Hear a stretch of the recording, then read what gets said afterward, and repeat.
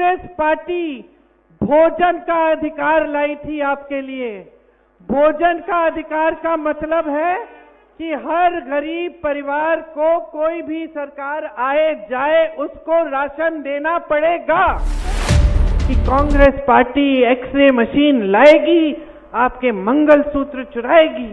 गुजरात में तो इन्होंने कह दिया कि अगर आपके 2 भैंस हैं तो कांग्रेस पार्टी आपकी 1 भैंस चुरा लेगी। तो जहां जहां मैं जाती हूं, आपने यहाँ देखा है HEC का, किसी ने मुझे यहाँ आते आते बोला इसको बचाइए। अब ये खड़ा किया गया आपके लिए और आज इसको कमजोर करके लगभग बंद होने के कगार पे है। सालों के लिए किसी को सैलरी नहीं मिली है। मोदी जी श्रेय लेते हैं। जब चंद्रयान 3 जाता है, मोदी जी श्रेय लेते हैं, उनकी फोटो खिंचती है, छपती है। और जिसने उसके लिए सारा काम किया, जिन इंजीनियरों ने काम किया, जिन्होंने स्टील बनाया, उनका क्या होगा? उनको आप सैलरी तक नहीं दे रहे हैं, उनके बारे में आप पूछ नहीं रहे हैं। ये 5 किलो राशन देना मोदी जी की मजबूरी है, क्योंकि कांग्रेस पार्टी भोजन का अधिकार लाई थी आपके लिए। भोजन का अधिकार का मतलब है कि हर गरीब परिवार को कोई भी सरकार आए जाए उसको राशन देना पड़ेगा। इसीलिए मोदी जी से आपको राशन मिलता है, उनकी मजबूरी है, कानूनी अधिकार है आपका। अपनी फोटो चेप ली, ये मीडिया वालों ने कह दिया कि ये तो मास्टर स्ट्रोक है मोदी जी का, सबसे बड़ी मोदी जी की स्कीम है, लो देखो। और हम सब मान गए, क्योंकि हम जो टीवी में देखते हैं हमें लगता है कि सच ही होगा। हमारे प्रधानमंत्री आपके सामने आते हैं तो महंगाई का शब्द उनके मुंह से नहीं निकलता, बेरोजगारी का शब्द मुंह से नहीं निकलता।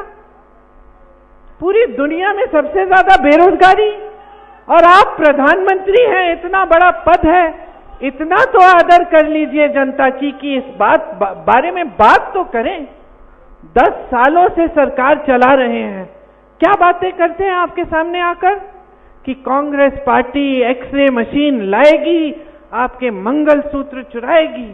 गुजरात में तो इन्होंने कह दिया कि अगर आपके 2 भैंस हैं तो कांग्रेस पार्टी आपकी 1 भैंस चुरा लेगी। तो जहां जहां मैं जाती हूं बहनों, जहां जहां मैं जाती हूं मैं कहती हूं अपने भैंस बांध दो, मैं आ गई हूं। वो अलग बात है कि अगर मुझे खींचनी पड़े तो खींचे आएगी भी नहीं मेरे साथ। तो बात यह है, हम हंस रहे हैं, लेकिन ये हंसने वाली बात नहीं है, ये दुख की बात है। ये दुख की बात है कि आज हमारे देश के जो सबसे बड़े नेता हैं वो इतना भी आदर नहीं कर रहे हैं हमारी देश की जनता की, कि चुनाव के समय जब वोट लेने का समय है, 10 साल आपकी सरकार रही है, तो कम से कम जो आपने किया है विकास के लिए वो गिनवा लीजिए। जो आप करने जा रहे हैं वो बता दीजिए नौजवानों को। और जो सबसे बड़े संकट है जनता के, महंगाई, बेरोजगारी, इनके बारे में बात तो करिए। ठीक है, आपसे नहीं रुक पाया, आप नहीं कर पाए, ये सुलझा नहीं कर पाए, कम से कम बोलिए तो सही। कहिए कि मैं जानता हूं कि इतनी बेरोजगारी है कि आप मुश्किल में हैं, मैंने कोशिश की, मैं कोशिश करूंगा, इतना तो कह दीजिए। लेकिन इतना भी नहीं कहते हैं।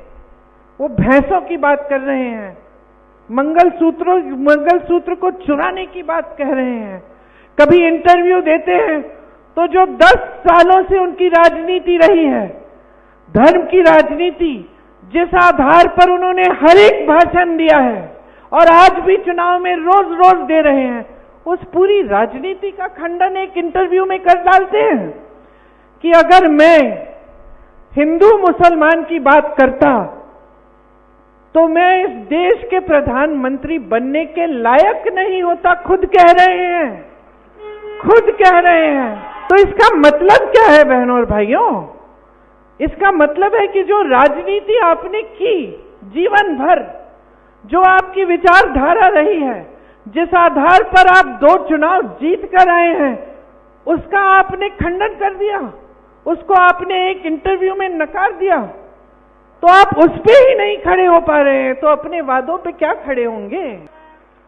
जो आपका आधार है उस पे तो खड़े हो जाइए। राहुल गांधी जी अपने आधार पर शुरू से खड़े हैं।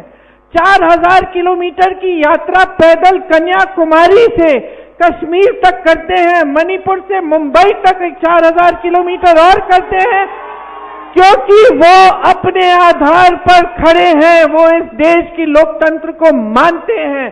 वो इस देश के संविधान के लिए कुछ भी कर डालेंगे इसको बचाने के लिए, और वो पहचानते हैं कि लोकतंत्र में जनता सर्वोपरि है, जनता को झूठ नहीं बोला जाता।